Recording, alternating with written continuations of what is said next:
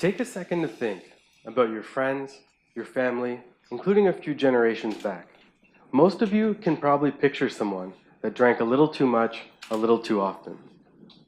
Almost half of alcoholics relapse within 3 months of quitting.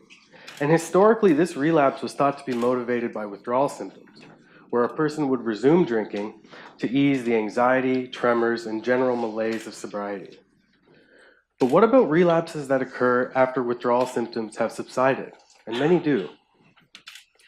Well, if you ask someone who's trying to abstain from drinking, or someone who's relapsed, what makes you want to drink, or what made you resume drinking? They will list cues, and usually two different types. One type are called discrete cues.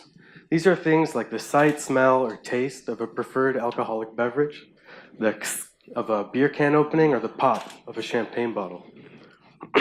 The other type are contextual cues. These are things like a night out, a party, or the ambiance of your favorite bar.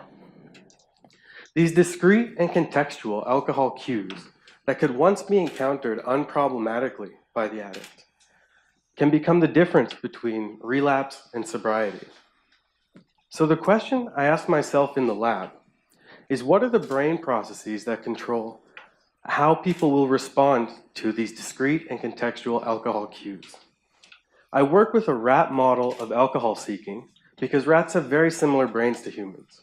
But in the rat, unlike the human, I can use cutting-edge neuroscience tools to shut down specific pathways of neurons.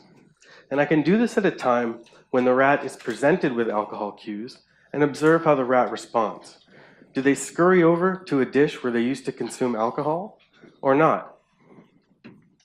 What I've found is that alcohol seeking to discrete and contextual cues seem to be controlled by separable neural pathways.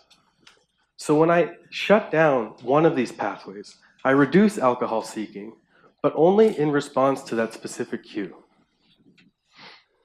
These fundamental studies will help identify targets for pharmaceutical intervention in humans. And that's the ultimate goal. If we can understand the neuroscience of what motivates a rat to pursue alcohol, then perhaps we can prevent a person, somebody who really wants to stop drinking, maybe that person you imagined at the beginning of the talk, from relapsing. Thanks.